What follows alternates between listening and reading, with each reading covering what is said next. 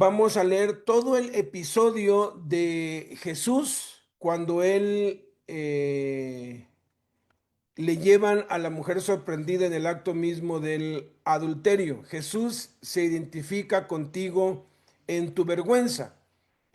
Voy a compartir esto porque todos sin excepción, nos han pasado cosas en la vida que quisiéramos regresar el tiempo, quisiéramos no haberlo hecho, quisiéramos poder haber tomado una decisión diferente o haber hecho algo diferente. Todos nos lamentamos de uno o de más sucesos en la vida que marcaron nuestra vida para mal, que quisiéramos borrarlo, que nos avergüenzan, que incluso el recuerdo de eso nos produce, nos produce dolor, porque quisiéramos que no hubiera pasado nunca, sea por la causa por la que pasó, porque fuimos víctimas o porque fuimos victimarios o porque lo hicimos por rebeldía o por lo que sea. Son sucesos, episodios en la vida de los cuales quisiéramos nunca hubieran pasado y de los cuales nos da vergüenza hablar, y las personas que lo conocen generalmente nos condenan o nos acusan, principalmente el que está preso. He estado leyendo acerca de la nueva filosofía que hay de la no discriminación. Ya me puse a leer los artículos que hay allí, pues de la ley, que tú ya no te puedes burlar de alguien por su apariencia, por su orientación sexual. El bullying ya está penado, ya está tipificado como un delito, pero en todo el texto que hay legislativo respecto a la no discriminación, no hay ningún lugar en donde diga que es delito discriminar a alguien porque estuvo privado de su libertad, porque estuvo preso. Y es lamentable, pero la mayoría de las personas que no conocen a Cristo, y aún de las que conocen a Cristo, cuando saben de alguien que salió de la cárcel, cuando saben de alguien que estuvo preso, lo discriminan de muchas maneras. Un pues servidor tuyo que nunca he estado preso, pero que sirvo a Cristo en las cárceles, yo he sufrido discriminación y mis hijos han sufrido discriminación cuando se enteran que estamos asociados con la cárcel, con los presos. Pero vamos a ver hoy, vamos a descubrir hoy de Jesús, que Él se identifica con nosotros en nuestro dolor y que posiblemente es el único, y nosotros deberíamos seguir el ejemplo de Él, de unirnos a Él, a ser de los únicos o de los pocos que pues tomamos una actitud, una postura diferente hacia aquellos que han fracasado, que han tenido alguna situación dolorosa en sus vidas. Ahorita nos decía pues Noé, él ya lleva 18 años preso por un delito que no cometió. Realmente no lo hizo, pero ya les va a contar que sí andaba haciendo cosas a veces peores, ¿verdad? Porque puede ser que el delito por el que estás preso no lo hiciste, pero sí hiciste cosas que ameritaban. El punto es que no importa si es justo o es injusto, Jesús se identifica contigo en tu dolor. Dice aquí en Juan 8:1, y Jesús se fue al monte de los olivos, y por la mañana volvió al templo, y todo el pueblo vino a él, y sentado él les enseñaba. Entonces los escribas y los fariseos le trajeron una mujer sorprendida en adulterio, y poniéndola en medio le dijeron: Maestro, esta mujer ha sido sorprendida en el acto mismo de adulterio, y en la ley Moisés nos mandó apedrear a tales mujeres. ¿Tú pues qué dices? Mas esto decían tentándole para poder acusarle. Pero Jesús, inclinado hacia el suelo, escribía en tierra con el dedo. Tomen atención aquí. No dice que Jesús se inclinó hacia el suelo, sino que estaba inclinado. Era algo, era una posición que él ya tenía desde antes. Y como insistieran en preguntarle, se enderezó y les dijo, el que de ustedes esté sin pecado, sea el primero en arrojar la piedra contra ella. E inclinándose de nuevo hacia el suelo, siguió escribiendo en tierra. Pero ellos, al oír esto, acusados por su conciencia, salían uno a uno, comenzando desde los más viejos hasta los postreros. Y quedó solo Jesús y la mujer que estaba en medio. Enderezándose Jesús y no viendo a nadie, sino a la mujer, le dijo, mujer, ¿dónde están los que te acusaban? ¿Ninguno te condenó? Ella dijo, ninguno, Señor. Entonces Jesús le dijo, ni yo te condeno, vete y no peques más. Entonces, comenzamos aquí para poner contexto, ¿sí? Que aquí dice, y Jesús se fue al monte de los olivos. ¿Por qué menciona eso? Porque el día anterior había sido el último y gran día de la fiesta, el último. Había una fiesta nacional a la cual venían peregrinos de todos los países, de todos los rincones del Imperio Romano. Se estimaba que cerca de 1 millón de peregrinos venían a esa fiesta, pero como en cualquier fiesta, ¿verdad? Como en cualquier fiesta, el día que acaba, ese día se van o tempranito al otro día. Entonces, todos se fueron cada uno para su ciudad, pero Jesús se fue al Monte de los Olivos, que estaba cerquita de Jerusalén o estaba en la zona conurbada, ¿no? Haz de cuenta, los que viven en el DF y van para Ecatepec o van para Nesa o van para Iztapaluca, pues es casi la misma ciudad, o sea, pues Jesús se quedó allí y era un tramo corto para llegar. Entonces, ¿qué había pasado el día anterior? El día anterior había sucedido algo escandaloso. El hombre más buscado hasta este tiempo por las autoridades judías era Jesús, ya era odiado. Jesús no tenía planeado subir a la fiesta, le dijo a sus hermanos, suban ustedes en Juan 7, yo no voy a ir porque mi tiempo no ha llegado aún, porque estaban queriendo matarlo. Entonces, de algún modo Dios le dio la orden de que sí fuera y subió solo. Y andaba en medio y la gente estaba dividida en torno a él. Entonces, el último y gran día de la fiesta, Jesús se puso en pie y les habló a todos, en público allí. En paralelo, mientras esto pasaba, los principales sacerdotes y los fariseos y los escribas se habían confabulado, conspirado contra él y habían enviado a una guardia de alguaciles del templo para arrestarlo. Había una orden de arresto contra él y fueron y no lo pudieron arrestar porque cuando ellos vuelven les preguntan sus jefes, ¿por qué no lo arrestaron? ¿Por qué no lo trajeron? Y uno de ellos dijo, jamás hombre alguno ha hablado como este hombre. Entonces es un hombre que está siendo buscado, que tiene orden de aprehensión, obviamente, como cualquier delincuente buscado. No lo pueden arrestar nada más porque sí necesitan encontrarlo con las manos en la masa, pues necesitan atraparlo con un delito. Es increíble que saben quiénes son los que venden droga, quiénes son los que manejan todo y legalmente no los pueden arrestar porque necesitan tener un delito comprobado, algo con lo cual puedan tener una justificación legal para arrestarlo. Entonces esperaban que dijera algo en contra de la ley o en contra de Roma o en contra de Dios, para entonces tener un motivo para arrestarlo. Entonces, el hombre más famoso de el país era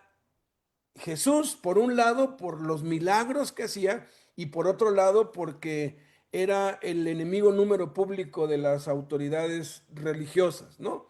Y luego dice que por la mañana, dice, volvió al templo. ¡Qué impresionante! Ya en el templo no había ninguna actividad, sin embargo, Jesús regresó al templo. Y esta frase que está aquí, a mí me impresiona mucho, porque la primera vez que yo lo leí pensé que hablaba en sentido figurativo. Dice que todo el pueblo vino a él, todo el pueblo. ¿Qué población tenía Jerusalén en ese tiempo? Los eruditos estiman que tenía entre 100 y 120,000 habitantes locales, que eran los que vivían allí. Y de pronto, y luego dice, ¿no? Aquí, que sentado él les enseñaba.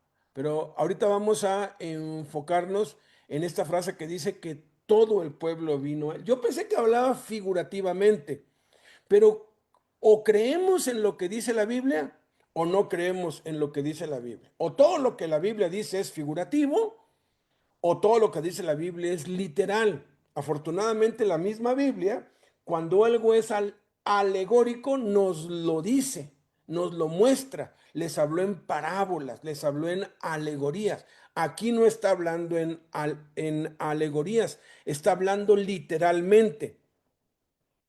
Realmente todo el pueblo podía estar en el atrio del templo, porque era en el atrio del templo donde se hacían las reuniones masivas. Entonces, si investigas, descubres que el atrio del templo medía entre 14 y 15 hectáreas. Estamos hablando aquí del templo de Salomón. Josefo describe multitudes enormes congregadas en este atrio, que era de varios estadios de fútbol.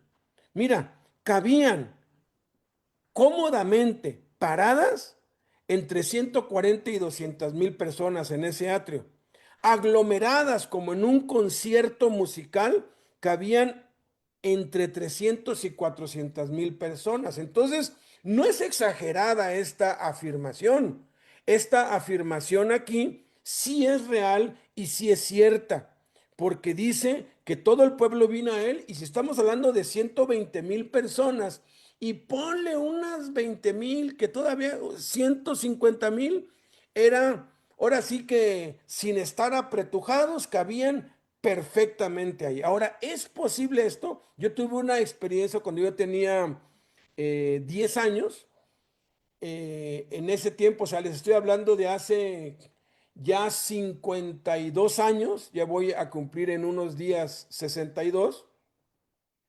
Y una amiga de mi hermana, que en ese tiempo ella tenía 12, la invitó a un pueblito muy, muy chico, un pueblito como de unos 20,000 habitantes, más o menos. El día de hoy ese pueblo pues tendrá como 50 o 70,000, sigue siendo un pueblo chico, se llama Coita, en Chiapas, cerca de Tuxtla, no muy cerca, pero tampoco muy, muy lejos, porque le dijo que Verónica Castro, cuando empezó a ser famosísima, estoy hablando de hace 52 años, iba a ir allí porque tenía un pariente allí o algo, y el presidente municipal la iba a presentar en el parque, se llama kiosco, ¿no? Y en esa plaza cabrán como unas 30,000 personas, más o menos. Cuando se aglomeran en el Zócalo caben 100,000 o más. Em, y fuimos, un día antes fuimos. Al otro día desde tempranito, creo que iba a estar allí como a las 10 de la mañana, y nosotros estábamos desde las 7 de la mañana allí, en primera fila, ¿no? Y la gente estaba aglomerada porque todos querían ver a Verónica Castro. Era la artista del momento en esa época. Entonces, ya estando allí y casi todo el parque lleno, eh, se dio cuenta la amiga de mi hermana que se le había olvidado su cámara, una cámara Polaroid, de esas de antes, pues, que pues tomabas la foto y al instante la foto, pues, allí mismo salía. O sea, una de esas, pues, maravillas tecnológicas de ese tiempo, ¿no? Y se le olvidó y mi hermana me dijo, córrete a la casa por la cámara. Estábamos como a unas 6 cuadras y eran cuadras hacia arriba.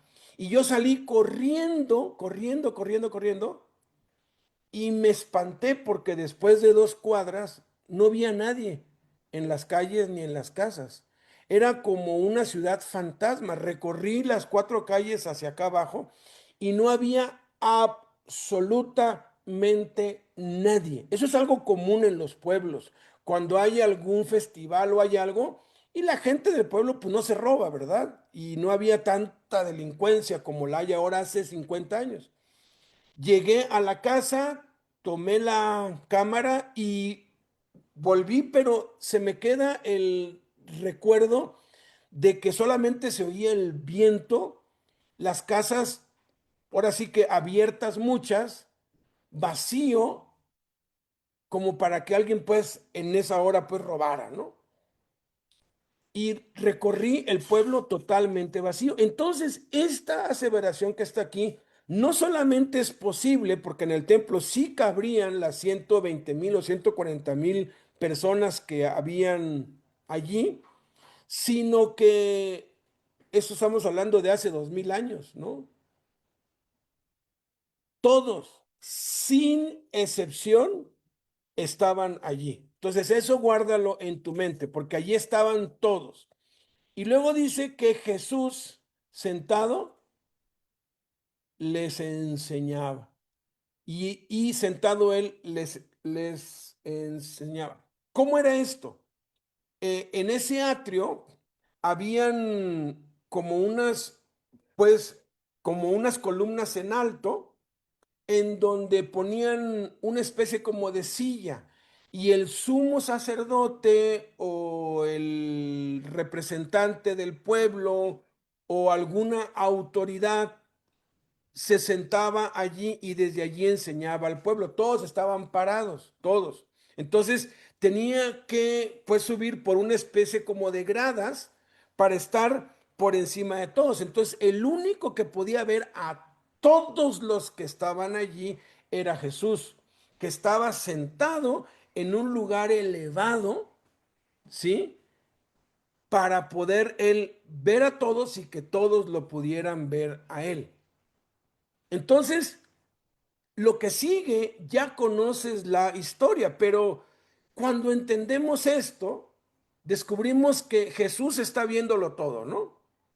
Y de pronto él observa que una mujer deja la multitud y se va, porque en ese atrio solo hay una entrada y una salida. Posiblemente salió por la entrada o por la salida, por donde quiera que sea, Jesús vio que una mujer salió tras de ahí. Pues igual alguien que olvidó algo en su casa, como yo, ¿no? Después él sigue hablando y observa que un hombre también abandona la multitud y se va y se sale de esa multitud. Obviamente, la mujer ha de haber aprovechado junto con el amante la oportunidad. Mira, ahorita todos están aquí, el pueblo está solo, podemos pues tener nuestro amorío. Obviamente tenía que ser, y perdonen que lo diga así de brusco, pero estamos entre hombres y esta es una reunión de hombres, un rapidín, ¿no? Ahora sí que aprovecharon y por la pasión y todo vieron la oportunidad perfecta de poder hacer su acto, de poder tener relaciones sexuales de manera rápida, porque no podían tampoco pues tardarse mucho, pensando que nadie se iba a dar cuenta. Pero Jesús también observa que 2 o 3 de los principales sacerdotes, 2 o 3 de los escribas y fariseos, también van atrás inmediatamente de ese hombre. porque ellos se dan cuenta también de lo que está pasando. Posiblemente estaban hasta atrás y cuando se dan cuenta de que la mujer sale y de que el hombre sale, pues algún principal les da la orden y encuentran en ese momento la ocasión perfecta para poder llevar a cabo su plan, que era arrestar a Jesús, sorprenderlo en una palabra, con las manos en la masa, obligarlo a acusarse a sí mismo, obligarlo a caer en su trampa para entonces tener una justificación legal y arrestarlo, porque no lo podían arrestar porque le tenían miedo al pueblo.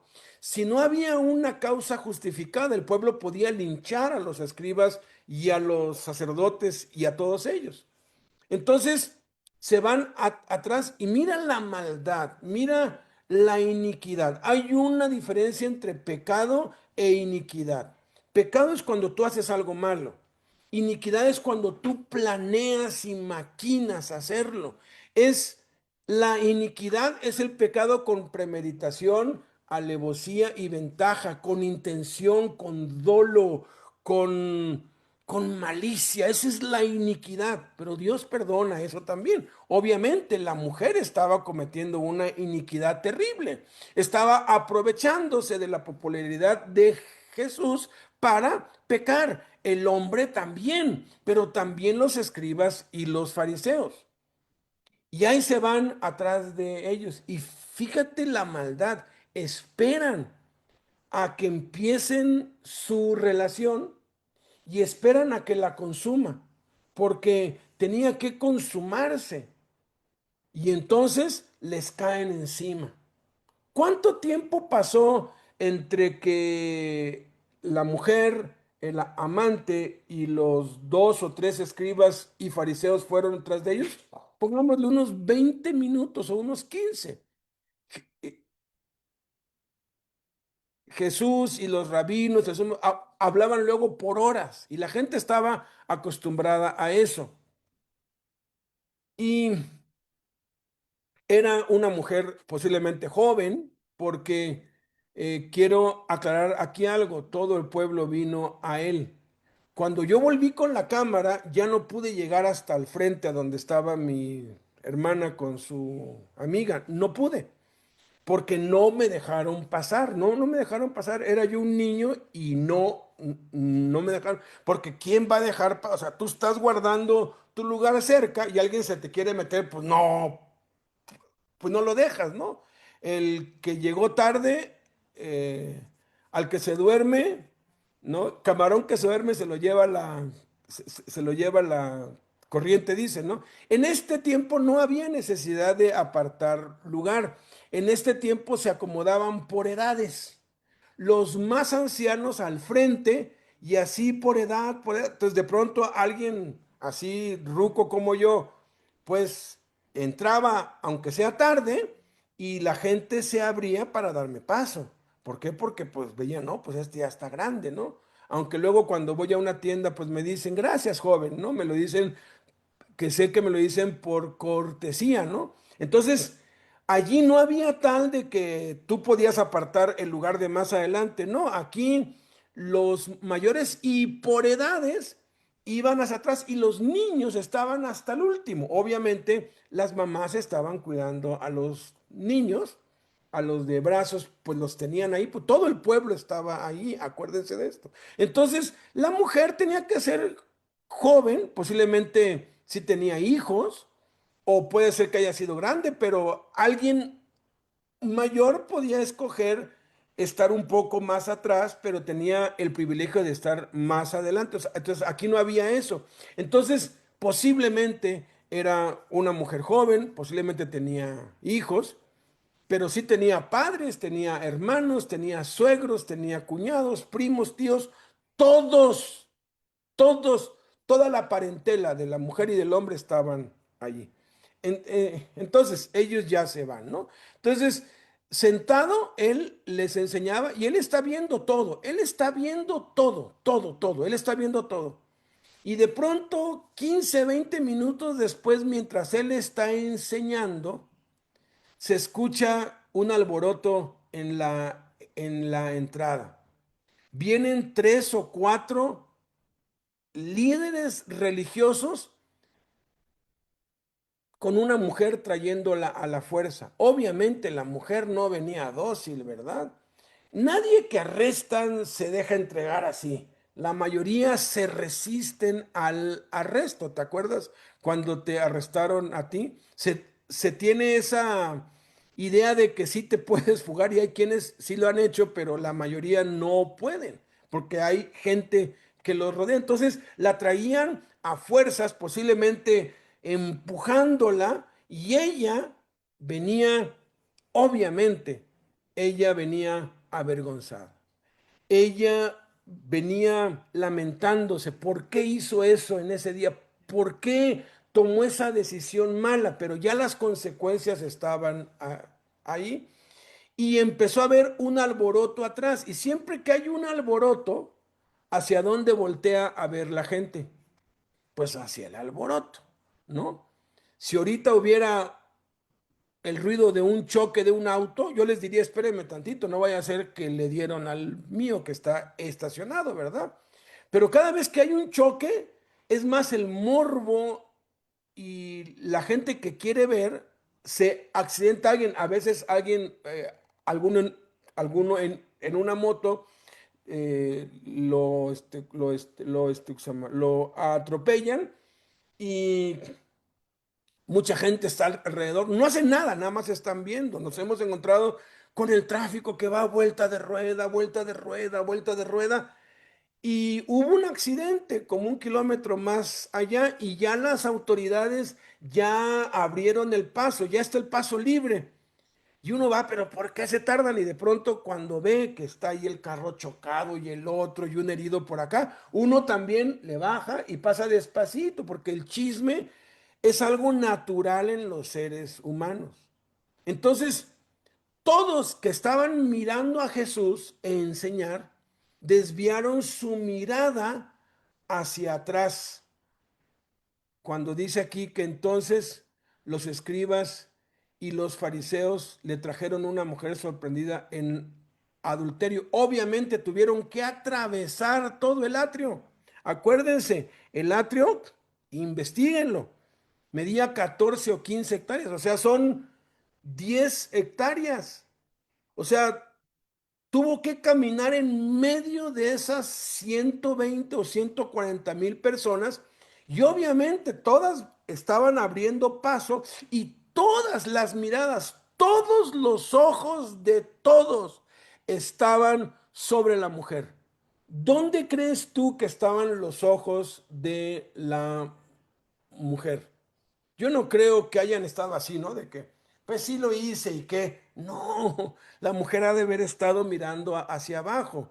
En la tele luego sale cuando arrestan a alguien y siempre están viendo hacia abajo. Hay mira, por instinto, uno cree que si uno baja la vista y cierra los ojos, nadie te va a ver, pero es la vergüenza. Ella estaba súper avergonzada. Allí estaba su esposo, allí estaba su mamá, su papá, su suegro, su suegra, sus cuñados, sus hermanos, sus amigos, sus amigas, posiblemente sus hijos, estaban viéndola. Pero qué maravilloso es que cuando se la ponen en medio, ¿a dónde estaba mirando Jesús? Dice, pero Jesús inclinado hacia el suelo. Fíjate, cuando eso empezó a pasar, Jesús bajó de ese atrio o de ese podio o de ese lugar alto. Jesús bajó a la tierra y se puso a escribir. Solamente habían dos personas que estaban mirando hacia el suelo. La mujer por su vergüenza, la mujer por su culpa, la mujer por su iniquidad y Jesús por su misericordia, su compasión y su bondad. Que Jesús no se prestó al morbo. Jesús no se presta al chisme. Jesús no es chismoso. Hace muchos años un hombre vino y me dijo, estaba orando y escuché una voz y fue el Señor que me habló. ¿Y qué te dijo? Tu esposa te engaña. Y le dije, ese no fue el Señor. El Señor que yo conozco, el Jesús que yo conozco, no es ni chismoso, ni traicionero, ni delator, ni borrega, no es desleal. Aun cuando nosotros seamos infieles, Él permanece fiel. Dije, ese no fue el Señor, ese no fue Jesús, ese fue Satanás, porque el trabajo de Satanás es acusar. Diablo significa acusador. Así que si de pronto tienes una revelación de que Dios te está mostrando algo malo en alguien, ese no es Dios. A veces a los que tienen don de discernimiento de espíritu les muestra los pecados de otros, pero no es para exhibirlos, es para ayudarlos, para instarles al arrepentimiento y a la misericordia. Jesús se identifica contigo en tu dolor. Jesús bajó la mirada. Jesús no prestó sus ojos para el morbo. Jesús miraba hacia el suelo. Y mientras estaba viendo hacia el suelo, dice que escribía en tierra con el dedo. Eso hizo Jesús. ¿Cuánto habrá tomado que atravesaran todo eso? Como unos 3 minutos, 4 minutos. ¿Te gustan 5 minutos? Porque la mujer, pues venía avergonzada. Yo no sé por qué en las películas no le hacen caso a la Biblia, ¿no? Yo creo que no tienen dinero para juntar 100,000 extras, ¿no? Pero es lo que pasó, porque dice que la pusieron en medio y le dijeron, maestro, esta mujer ha sido sorprendida en el acto mismo del adulterio y en la ley nos mandó Moisés a apedrear a tales mujeres. ¿Tú pues qué dices? Dice, mas esto decían tentándole para poder acusarle. O sea, estaban haciendo eso no por la ley, no porque amaban a Dios, no porque eran justos.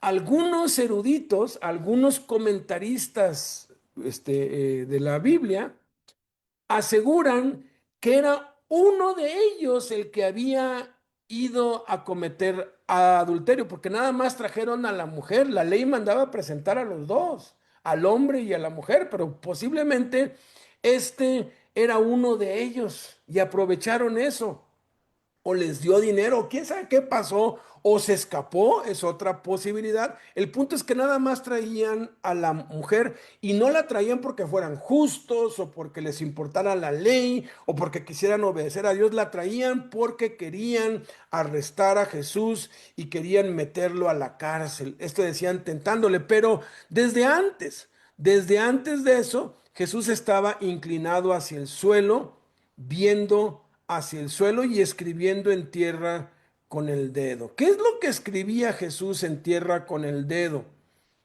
Em, Hay muchas especulaciones acerca de esto, pero si nos vamos a lo que es estrictamente bíblico, muchas de las cosas que no hay una respuesta directa, hay que irnos a lo que estrictamente está escrito en la Biblia. En la Biblia podemos, pues nosotros ver que hubo una ocasión en que Dios, el Todopoderoso, escribió con su dedo. ¿Se acuerdan de qué ocasión fue? La ocasión cuando le pidió a Moisés que fuera al monte con 2 tablas de piedra. Dice que esas tablas de piedra estaban escritas con el dedo de Dios, o sea, Dios escribió en esas tablas de piedra. ¿Y qué escribió allí? Los 10 mandamientos de la ley. Y yo te voy a hacer una pregunta ahorita. Contéstala en tu mente. Cada vez que la pregunto cuando hay un grupo y en la cárcel me gusta a veces hacer esto, el 80 o el 90% de las respuestas son incorrectas. Y se los digo así de este modo. Por favor, amados hermanos de Tecach, no vayan a levantar la mano.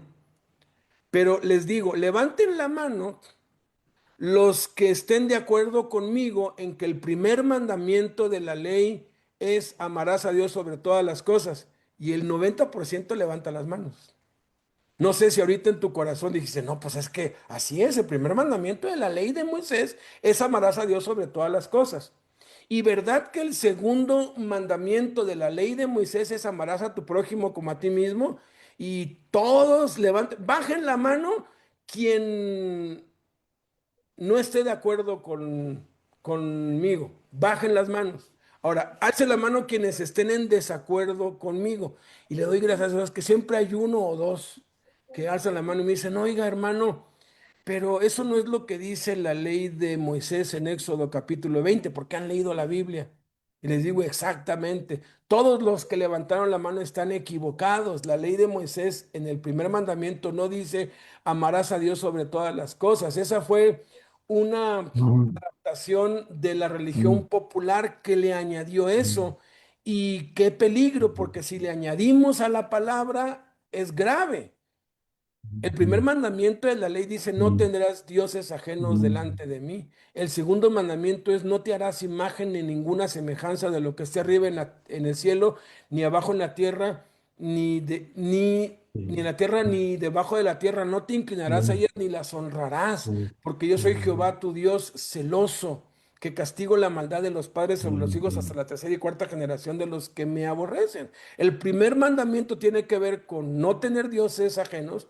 Y el segundo mandamiento tiene que ver con no hacer imágenes y no adorarlas. El décimo mandamiento es el más fuerte, no codiciarás. Y ese mandamiento es el que en el que todos caemos de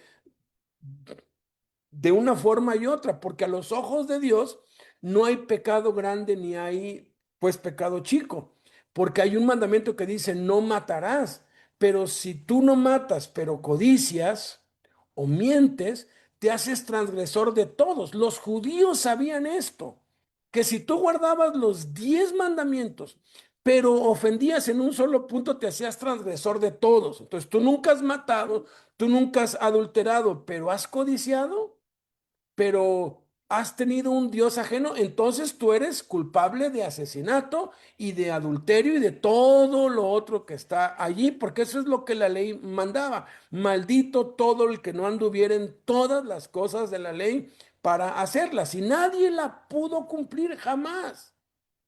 Pedro mismo dijo, ¿por qué vamos a imponerle a los gentiles que han creído una carga que ni nosotros ni nuestros padres hemos podido llevar? Por eso es que cada sábado los judíos presentaban sacrificios por sus pecados, porque sabían que eran pecadores. Entonces, lo más bíblico es que Jesús escribió, simplemente escribió los 10 mandamientos en tierra. Y cuando haces el cálculo, el hebreo es un idioma muy pues cuadrado, muy pues lineal, no tiene círculos, o sea, todos son rayas. ¿Cuánto tiempo le habrá tomado? Algunos eruditos estiman que le tomó entre 3 y 6 minutos eh, escribirlos en la tierra. Tres, 3 minutos si escribió la forma resumida de los 10 mandamientos y 6 minutos si la escribió completa. Como quiera que fuera, se tardó. Y no sé, en cuanto le traen, en cuanto la ponen en medio, en cuanto le ponen a la mujer en medio y le hablan y le dicen, él no se enderezó inmediatamente, ¿sí? Porque dice aquí, y como insistieran en preguntarle, y como insistieran en preguntarle, se enderezó. ¿Cuánto tardó eso? O sea, ¿cuánto tarda para que tú le insistas a alguien? Tienen que pasar minutos, sean 3 o sean 6 minutos. Estaban esperándolo. Y como no les respondía y como no se levantaba de ahí, le volvieron a decir, oye, anda, dinos, anda. Mira, aquí dice, le dijeron, toma, fíjate que es interesante cuando tú pones atención a las palabras en la Biblia.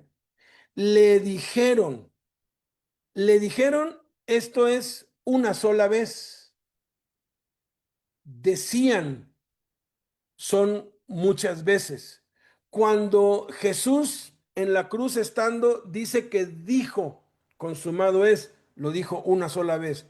Pero cuando expresó Padre, perdónanos porque no saben lo que hacen, dice que decía. La frase decía es una acción repetitiva. Decía, Padre, lo dijo varias veces. Entonces aquí le decían esto varias veces. Estaban, oye, ya dinos. Mois- Esta mujer es sorprendida. La ley mandó a Moisés a pedir a las mujeres, ¿tú qué dices? Anda, dinos. Porque Jesús se tomó su tiempo. Posiblemente algunos otros eruditos aseguran que tardó 3 minutos en enderezarse la primera vez porque dice que se enderezó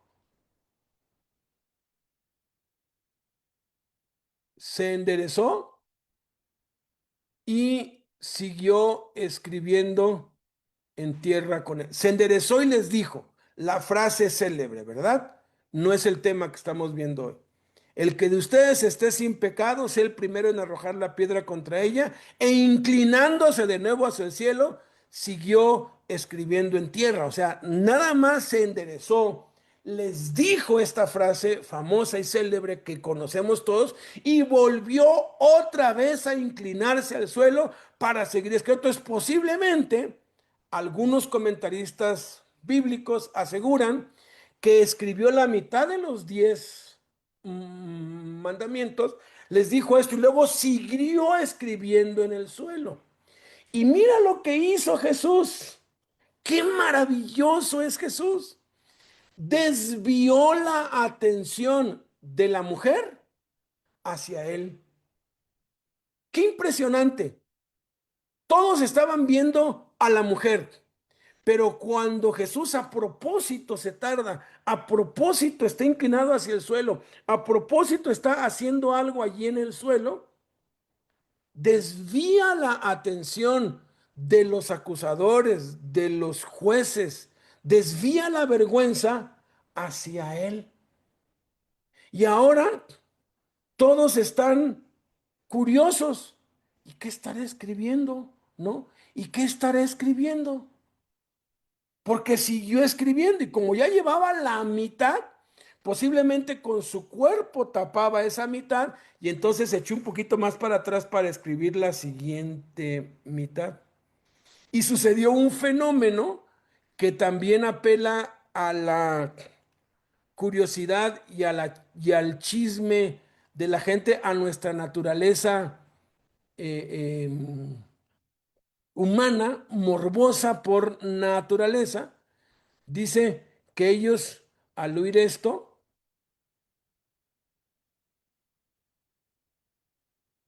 dice, e inclinándose de nuevo hacia el suelo, siguió escribiendo en tierra. Pero ellos, al oír esto, acusados por su conciencia, salían uno a uno. Esto es impresionante también.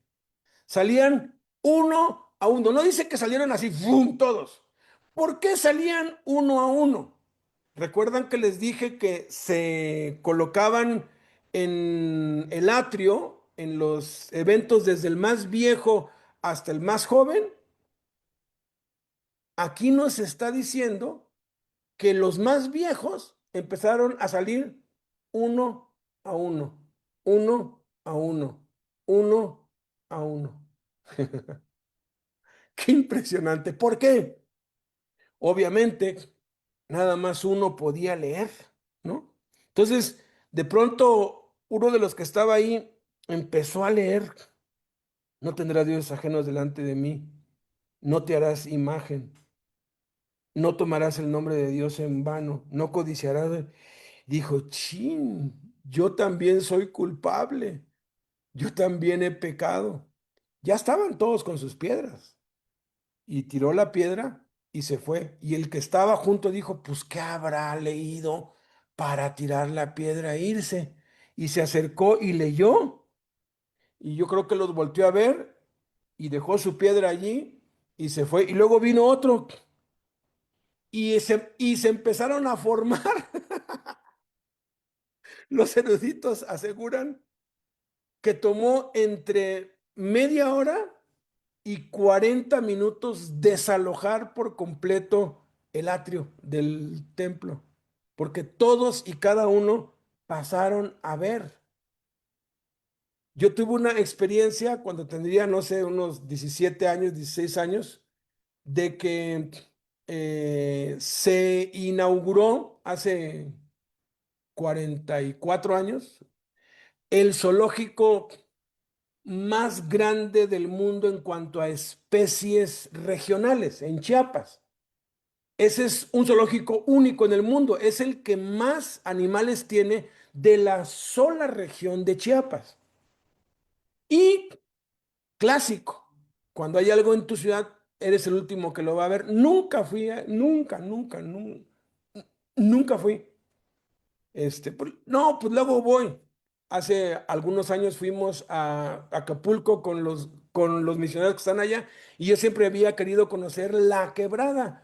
Y resulta que ellos viven ahí hace más de, pues como unos 20 años y no habían ido a La Quebrada, porque como lo tienes ahí, pues no vas. Entonces, pasaron años y ya cuando yo tenía como unos 21 años, fui de vacaciones a Tuxtla y algunos parientes vinieron y los llevamos al zoológico. Un tío nos llevó para el zoológico. Ya pasas y ves todo así bien padre y todo.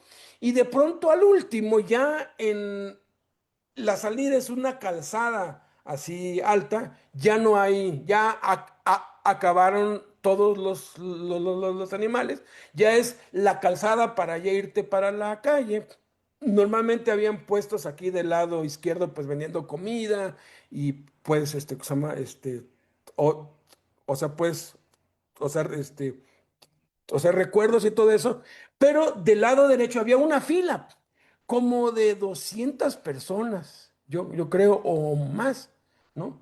Y estaba la fila, y esa fila subía unas gradas hasta un lugar que era como un pozo, y tenías que asomarte en el pozo para ver lo que había en el pozo. Y desde allí habían letreros, cuidado. Adelante está el animal más peligroso, más voraz, más sanguinario y más letal de todos los animales que existen. Luego otro letrero, cuidado, adelante está el animal más letal, más peligroso, más voraz. Y toda la gente estaba haciendo cola porque nada más era como un pozo chico, que nada más una persona se podía asomar allí.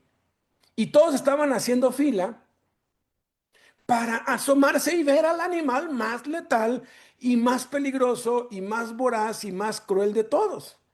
Y yo me fui y me formé y mi tío me dijo, no te formes, eso es una broma. Le dije, no, yo quiero ver, que no te formes, que no me digas, tío. Le dije, yo quiero verlo con mis ojos. Uy, mira, tardé como media hora, no, menos, como unos 15, 20 minutos, ¿no? Haciendo fila. Porque pues todos llegaban y yo ya veía que llegaban, se asomaban en ese como pozo, volteaban a ver y se reían y se iban por otras escaleras que otra vez conducían a la calzada que daba para afuera. Hace poco fui, hace como 2 años fui y ya no está eso, no sé por qué lo habrán quitado. Eso era, para mí fue lo que me marcó de eso. Entonces ahí estoy. Y aun cuando mi tío mira, es una broma. Yo te digo que no me digas que yo lo quiero ver porque somos así de curiosos. La curiosidad nos mata, la curiosidad mató al gato. Somos curiosos por naturaleza. Y ahí voy. Y cuando por fin llega mi turno y me asomo allí, había un espejote y lo que se veía era a mí mismo, ¿no? Entonces el animal más letal, más cruel, más violento y más peligroso del mundo somos nosotros mismos, ¿no? Bueno, la curiosidad mató a los gatos aquí, porque dice que salían uno a uno, uno a uno. Porque cada uno estaba viendo y cada uno estaba viendo y cada uno estaba viendo. Y yo creo que todos sí iban y decían, pero ¿qué es lo que les produjo eso? Iban, obviamente no tenían ni siquiera que leer los 10 mandamientos. Ellos los conocían desde niños, de generaciones. Veían y decían, ¡ay, los 10 mandamientos! ¡Ay! Y ¡ay! Y empezaban a irse todos uno por uno. Y Jesús, a pesar de que ya había terminado de escribir, fíjate cómo dice aquí, y acabo con esto, enderezándose Jesús.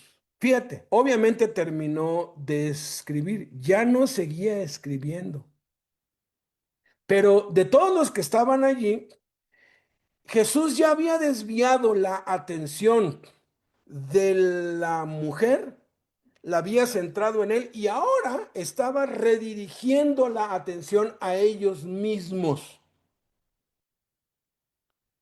Y ahora cada uno se estaba dando cuenta que no era mejor que esa mujer que estaba allí. Y mejor se iban con el rostro viendo a tierra, avergonzados también.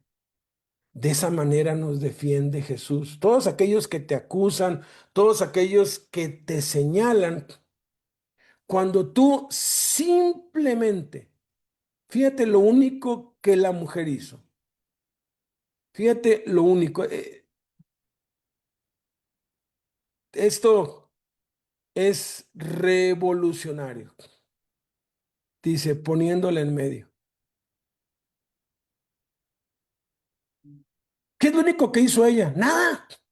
Fue llevada a la fuerza con Jesús, pero eso fue suficiente. Que Jesús estuviera allí, que ella estuviera delante de Jesús, fue suficiente. Fue suficiente para que Jesús tuviera misericordia de ella. Porque dice aquí, enderezándose Jesús. Porque dice que quedó solo la mujer. Dice, quedó solo Jesús y la mujer que está. Entonces yo me puedo imaginar que está Jesús viendo hacia abajo. ¿Y qué es lo que haces cuando estás con el rostro hacia abajo? Estás orando. Jesús tuvo que haber estado orando.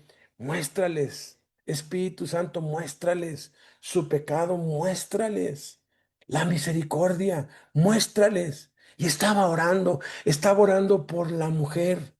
Jesús está a la diestra del Padre intercediendo por ti y por mí. ¿Qué hace Jesús cuando tú y yo tropezamos? Cuando tú y yo recaemos. Jesús no extiende su dedo, mira, pecó. Jesús agacha la mirada porque Él se identifica con nosotros en nuestro dolor y en nuestra vergüenza. Y dice aquí, enderezándose Jesús, porque Él estaba agachado. Y no viendo a nadie, obviamente, dejó de haber ruido, sino a la mujer le dijo, ¿dónde están los que te acusaban? Y Jesús, a medida que tú permanezcas en la presencia de Cristo, a medida que tú pases tiempo a diario con Cristo, de ahí la importancia, porque puede ser que hoy estás siendo acusado y hay gente maquinando contra ti y hay gente pensando cómo hacerte daño, porque de verdad eso es gravísimo. Tengo un amigo muy querido de muchos años condenado a 40 años, cumplió los 20 años, por ley ya se tenía que ir, le hicieron estudios y todo eso te hablo hace como unos 25 años. Pero cuando ya estaba a punto de irse, la familia pagó dinero, corrompió al juez para que lo dejara otros 5 o 6 años más. Y fue cuando él dijo, ya basta. Si me voy a quedar aquí 40 años, me quedo con Cristo y se concentró en Cristo. Y Dios distrajo a esa pues familia, ni siquiera promovió nada. El de oficio le dijo, oye, tú ya deberías estar libre, y le metió 2 veces y salió. Porque sus acusadores, ya Dios los había enfocado en otra cosa. Pero lo único que tú y yo tenemos que hacer es estar en la presencia de Jesús todos los días. todos los días, porque cada día, un día que te descuidas, ese día, pues ya empiezan a maquinar otra vez. Mejor mantengámonos, tengamos ese tiempo a solas con Dios todos los días. A veces sin que hables nada, porque a veces no dan ganas de nada. Simplemente dile, aquí estoy, no tengo ganas de nada, pero aquí estoy. Y eso es suficiente. ¿Dónde están los que te acusaban? Y le hace dos preguntas. ¿Ninguno te condenó? Ella le dijo, ninguno, Señor. Ella no supo dónde estaban los que la acusaban. Ahí estaba su esposo, su papá, su mamá, sus hijos, todos. Ella no supo. Sin embargo, ella sí sabía que ninguno la condenó. Entonces Jesús le dijo, ni yo te condeno. Y aquí están dos, los últimos dos mandatos que les da: vete y no peques más. Sí hubo consecuencias. Sí hubo consecuencias por lo que ella hizo. ¿Por qué? Porque ella no podía volver a su casa. A la mayoría que Jesús sanó, les decía, vete a tu casa. La palabra vete aquí en el griego está asociada con huir, con hacerlo rápido, con apresuramiento. Vete, huye, corre. Obviamente ella no podía volver a su casa. Ella todavía corría peligro porque había cometido un, un pecado, un delito cuya ley mandaba pena de muerte. Ella tenía que irse a otro lugar, a otra provincia, empezar de nuevo. Ella perdió todo porque el pecado trae consecuencias. Dios nos restaura a partir de cero. A partir de cero, Dios nos restaura, pero todo depende de que no lo volvamos a hacer. Por eso dice, ya no lo vuelvas a hacer para no ser expuesta a una vergüenza semejante.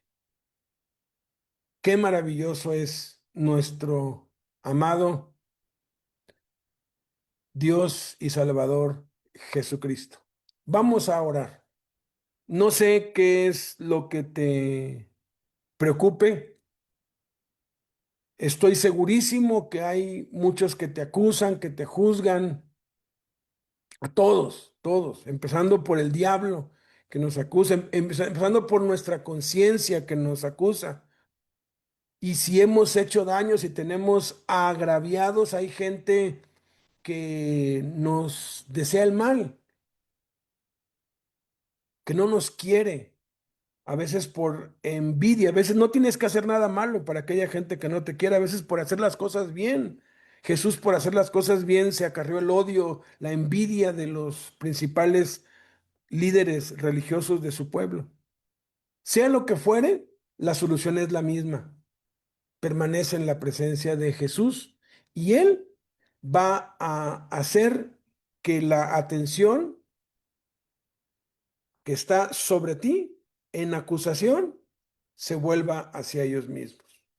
Y esa es nuestra salida, ese es nuestro refugio, huir hacia Cristo. Padre, en esta hora te damos gracias por mostrarnos la sencillez del Evangelio. Tú dijiste, bendito Cristo, bendito Jesús, le dijiste a Marta que estaba afanada y turbada con muchas cosas, pero que solo una cosa era necesaria y que María había escogido la buena parte. Padre, que sigamos escogiendo la buena parte, que sigamos escogiendo estar a tus pies, escuchando tu palabra, Señor, a solas, en la iglesia, como estamos ahorita, Señor. Que sigamos escogiendo congregarnos, que sigamos escogiendo orar, que sigamos escogiendo leer tu palabra, que sigamos escogiendo transcribir tu palabra, memorizarla, interceder por las naciones, interceder por México, que sigamos escogiendo poner nuestra mira en las cosas de arriba y no en las de la tierra, bendito Señor, porque es el único lugar seguro a salvo de nuestros enemigos, a salvo de los que nos acusan, a salvo de los que nos persiguen, a salvo de los que desean nuestro mal, a salvo de los hombres rebeldes, perversos y malos, porque no es de todos la fe, porque no estamos exentos de ser víctimas de un asalto, de un secuestro, no estamos exentos de que nuestros hijos sean arrebatados como lo están siendo tantos hijos jóvenes y niños, adultos, mujeres. Ya se volvió una epidemia que no tiene control, que no saben qué hacer las autoridades ante tanta desaparición, ante tantos robos de personas, Padre. Y la solución está en ti, Jesús.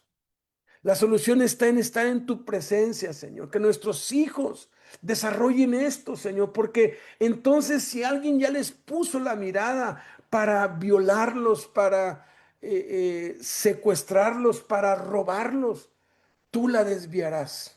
Tú quitarás, tú desviarás la atención de ellos. Y nosotros y nuestros hijos y nuestros seres queridos estaremos seguros delante de ti. Padre, que mis amados que están presos, los que ahorita están en Tecacho yendo en la torre, los que están vía telefónica, los que van a ver esto después por video, Padre, que entendamos esto, Señor, que es pasar tiempo contigo, que es estar en tu presencia, lo único que nos va a salvar y va a acelerar el proceso para que tus bendiciones lleguen a nuestra vida. Sí hay consecuencias, claro que sí, siempre las hay, pero tú en la ira te acuerdas de la misericordia y has prometido restaurar nuestras vidas, restaurar nuestras familias, restaurar nuestra economía, como has hecho y estás haciendo con muchos que están presentes aquí y que la vida les está sonriendo, Señor. Porque tú estás bendiciéndolos y prosperándolos en todo lo que hacen. Pero no es por ellos, es por ti, es porque han escogido la buena parte, porque han escogido estar delante de ti, Padre, que aunque no lo queramos, que aunque nos cueste, que aunque nos pese, no importa la razón ni la causa, que no dejemos de permanecer en ti, Jesús. Bendito seas, Padre. Amén.